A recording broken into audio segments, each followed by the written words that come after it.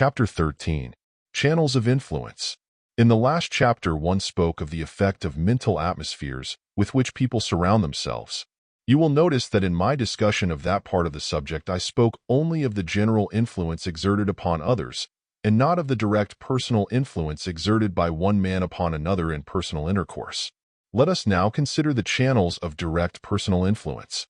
As I have told you elsewhere, every time two people meet, there ensues a silent mental conflict, or struggle for supremacy, from which one or the other emerges a victor, and which victory is fully recognized by both of the parties to the proceeding. This mental struggle is usually the combat between the general mental powers of the two, without regard to special mental states induced at the time. But the man who is skilled in the art of dynamic mentation goes further than this, for he recognizes that he may concentrate his mentative energy into definite shape and form, and focus the force of his mental imagery direct upon the other person, with such force and power that the second person will feel the dynamic strength exerted. This direct personal influence operates along the lines of both desire force and willpower, of course. I have explained elsewhere how the willpower may be used to awaken desire in another, and how it may also capture the will of the second person. I have also explained how desire force induces a similar desire in the second person, and also how it is often used to captivate the will of the other person. It is not necessary for me to repeat these things. You are supposed to be fully acquainted with them from your study of this book, and so I shall proceed to a consideration of the channels of expression of personal influence and the methods usually employed by those using it. The instruments of expression. These channels of influence may be classified as follows. 1. Suggestive channels, consisting of A. the suggestive manner, and B. the suggestive tone, and C. the suggestive word. 2. The instrument of the eye. 3. The instrument of the touch. And all of these three forms are, of course, merely the channels or instruments by which and through which the mind power expresses itself, the channel through which pours the mentative energy. Let us consider them in the above order. In the chapters on mental suggestion, you will find stated the active principles of that phase of the subject, with which you should thoroughly familiarize yourself. You will see there that suggestion is the outward symbol of the inward mental state, and that it is the inner state that gives vitality to the suggestion. Get this idea fixed firmly in your mind, and always think of the force behind the suggestion. I have explained to you, also, that when one receives a suggestion through a physical agent, there is induced in him the mental state corresponding to the one originating that physical suggestion. For example, if you feel yourself filled with confidence, energy, and fearlessness, your outward appearance will reflect that inner state, and the outer appearance will become a suggestion to others. These others will instinctively feel that your inner state is as I have stated. And, this being so, a physical suggestion made stronger than usual will produce a deeper impression on others than would any ordinary suggestion. In view of the above, you will see why it is that those familiar with the subject deem it important to cultivate the suggestive channel instruments. Beginning with A. the suggestive manner, you will see why it is that we are impressed with the manner of a man who manifests energy, self-confidence, and power in every motion, and also why we have confidence in a man whose manner indicates that he is a person used to being trusted by others, accustomed to having confidence reposed in him. And so I might mention hundreds of examples tending to show that if a man's manner conveys the impression that he is used to being treated in a certain way, and that he is accustomed to acting in a certain way, we are very apt to accept the suggestion of manner and fall into line with the rest of people. And if the man happens to be a good actor, we may be imposed upon and fooled by his suggestive manner. Not only does this law hold good in the case of the manner and appearance of success, strength, confidence, etc., but it also operates along the lines of the appearance and manner of failure, weakness, and distrust. Do you not know of cases wherein you have felt that certain persons were not worthy of confidence, or were not to be depended upon where strength of character was required, or were not likely to succeed? Of course you have, and you acted upon the suggestion too. In illustrating this point, I have frequently used the illustration of the two dogs, the one carrying himself in a manner betokening self-respect and an ability to prevent and resent undue liberties, and the other carrying his tail between his legs, in a manner and appearance indicating that he expected to be kicked and cuffed. The first dog is almost invariably treated with respect, even by the most mischievous youngsters. while the second one almost always invites to himself the kicks, tin cans, and brickbats of the young hoodlums of the neighborhood. And this illustration is as true in the case of people as in the case of dogs. Better take the hint. But, you may say, how is one to acquire the proper suggestive manner? My answer is that there is but one sure way, and that is to begin to think out the part, visualize it, and act it out. In other words, if you wish to convey a suggestive manner of confidence, you must begin to think confidence from morning until night. And you must also begin to visualize confidence when you have the chance to do so. That is, you must make a mental picture of yourself as manifesting confidence. And you must also begin to act out the part. Now about this acting out, I would say that I mean not only the playing the part in your interviews with people, but I also mean an actual series of rehearsals in private, just as you would perform if you were preparing to play a part on the stage in public. You must form a mental image of how you would look and act if you were filled with confidence and were approaching people. You will find that practice will improve you very much in this way, and that you will soon acquire a manner that will be like second nature and will really serve to give the suggestion of your manner to others with whom you come in contact. And, more than this, it will actually tend to build up confidence in yourself. Imagine yourself as approaching strange people, and then act out the part the best you know how, improving a little in ease and smoothness of action each day. Think of how the actor on the stage impresses you, and then remember that the manner was acquired by constant practice and work. And you may do the same, and may manage to impress other people just as the actor does you. And what is true in the case of confidence is true regarding any character that you wish to play. Any and all characters may be played out in this way, and an appearance and manner acquired which will give the suggestion to others. I wish I could make you realize how much there is in this method. If you could realize how some men have used it to acquire qualities that have enabled them to prey upon the public, you would realize how important it might be for you for legitimate and honorable use. In this acting out, you must remember that the practice will make you so perfect that the part will appear natural when you play it in public. But without practice, an attempt to play it in public will make one ridiculous. Remember the illustration of the real actor, and you will have the secret of acting out. And also remember this, that in the measure that you throw your mind into the part, so will be your success. When you practice, you must throw your mind into the acting, just as you would if you were in earnest. It is the mind back of it all, remember? The second suggestive channel or instrument is the suggestive tone. This, too, may be acquired by acting out. You must practice until you are able to express your meaning with feeling that all who hear may be impressed. You should begin your practice by choosing some simple words in everyday use, good morning, for instance. Try it now and see how roughly, clumsily, and crudely you give the morning greeting. Then try to imagine that you are full of good cheer, energy, and brightness, and then throw your feeling into your good morning and see how different it seems. Practice this a while, and you will soon acquire a natural, cheery, bright, and invigorating tone when you say good morning. You will not need a teacher in elocution to tell you how to do this. Try to feel the part, and you will express it naturally. Make your feelings more flexible, and your tones will reflect them. After you have mastered the simpler terms of expression, work up to larger sentences and speeches. Try them on the chairs in your room, in imagining that people are seated therein.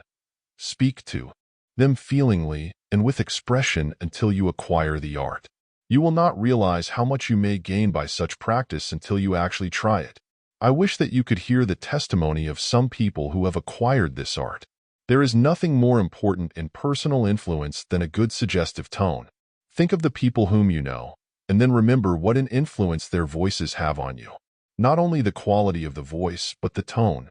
You readily recognize the difference between the tone of the hesitating, timid, self-doubting person and that of the confident, self-reliant individual.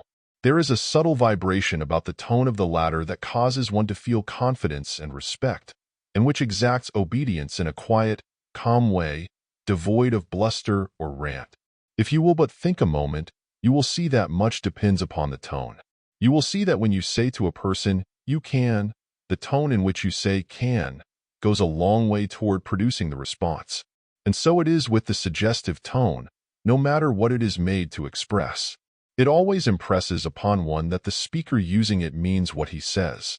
And that is why many public men practice year after year in mastering this instrument of influence, the suggestive tone. Again, would I refer you to the example of the actor? See how he manages to throw feeling into his tone. And you may do likewise, if you will but practice in earnest, and throw your mind into the work. Think of the thing you wish to express, visualize it, and then act it out in your tone. You will be surprised at the rapid progress that you will make. Remember always, though, the tone is but the instrument of expression of the mind back of it. Many people make the mistake of speaking with the muscles instead of with their nerves, as one writer has expressed it.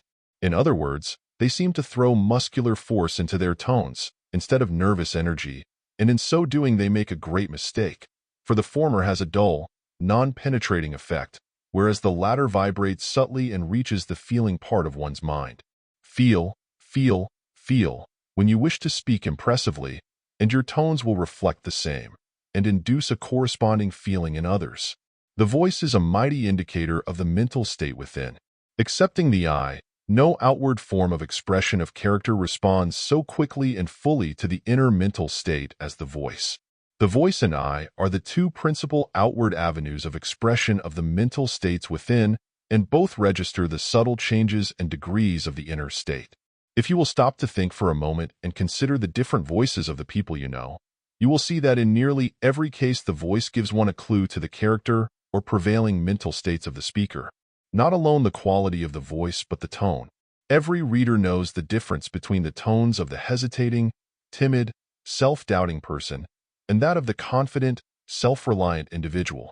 In the tone of the latter, there is noticeable that peculiar something that denotes power and authority and inspires attention, interest, and respect, without need of vulgar self-assertion or blustering speech. Let us listen to the tones of our dynamic individual. First, it is under the control of his will. It is loud or soft, as he wills it to be.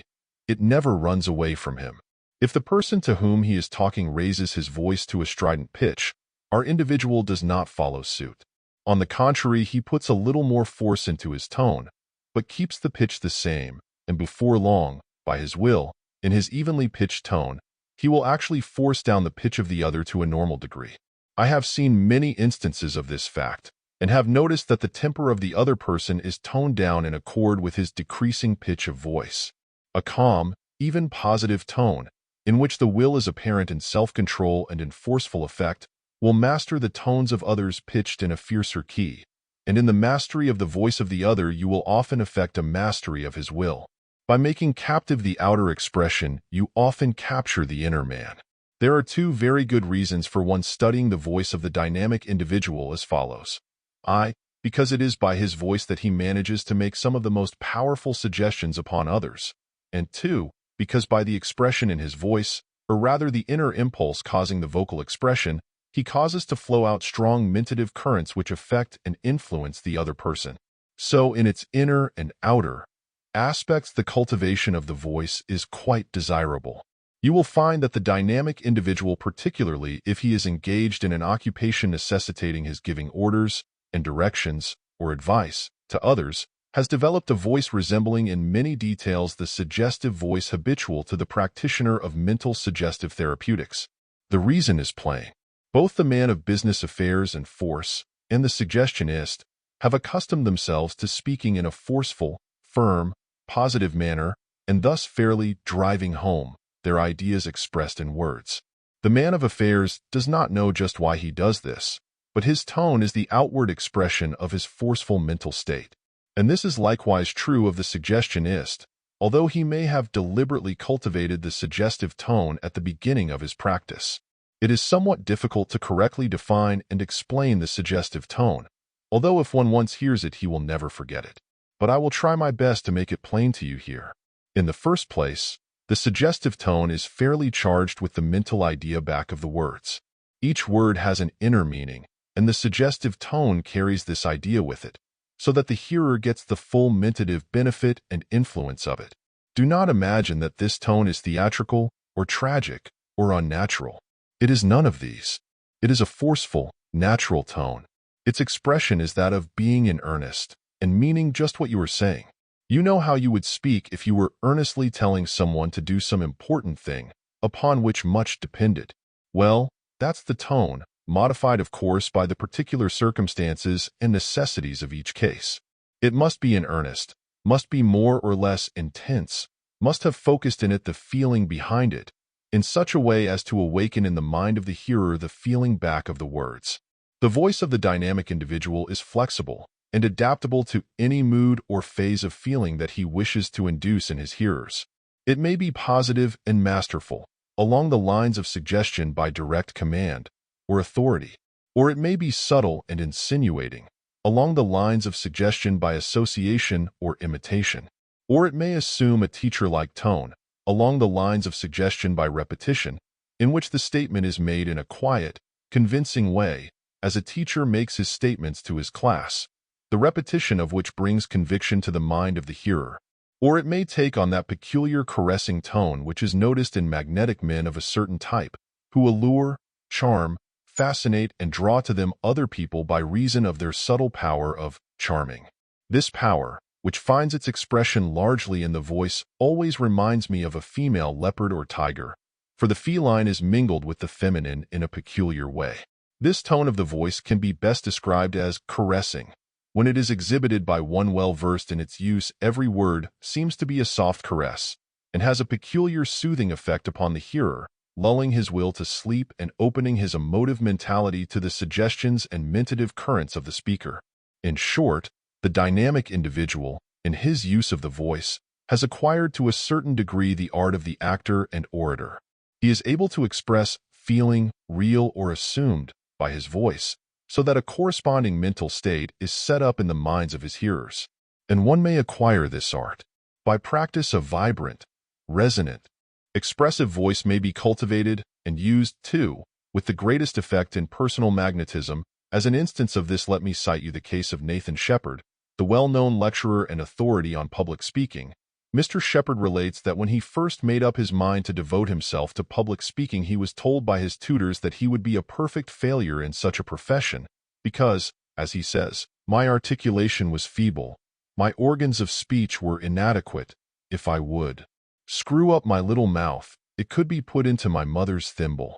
These facts were enough to discourage any man, but Shepard rose above them and determined to apply his will to the task of conquering these disadvantages and mastering the subject of public speaking, and he succeeded marvelously.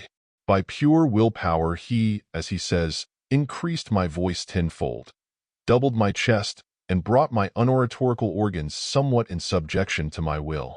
He became one of the best public speakers of his time. So there is hope for all of you, if you will but manifest persistency and earnestness in your application of the will. The third suggestive channel is the suggestive word. I may be able to explain this more clearly when I call your attention to the fact that each word is a crystallized thought. In every word there is an imprisoned thought, and when you lodge a word in the mind of another person, the crystal covering is dissolved, and the released thought manifests itself. And, this being so, it becomes important for one to carefully choose the crystallized thoughts, or words, which he wishes to implant in the mind of another. You should study words until you are able to distinguish between those which carry a live, active, feeling thought, and those less strong. Take the word strong, for instance. Does it not make you feel strength when you hear it forcibly and feelingly pronounced? Take the word kind and see what feelings it arouses in you. Pronounce the words lion and lamb and see the different feelings you experience from the differing sounds. Take the word crash and see how it suggests the crashing, crunching, tearing, startling thing for which it stands. Compare the sound of the words rough and smooth, and you will see what I mean. The only way that one can point out to you to acquire the use of suggestive words is to study words themselves. Listen to the words used by others and note their effect on you. Take a small dictionary and run over its pages, and you will soon have a collection of good, strong, effective terms for handy use when occasion demands. A man does not have to be highly educated in the usual sense of that term in order to use strong, suggestive words. Some instinctively choose vital words, charged with feeling, and such make their words felt. Think over this matter. In the use of all the three suggestive instruments, or channels, remember that the object is to make others feel the mental state you are expressing. This is the whole thing in a nutshell.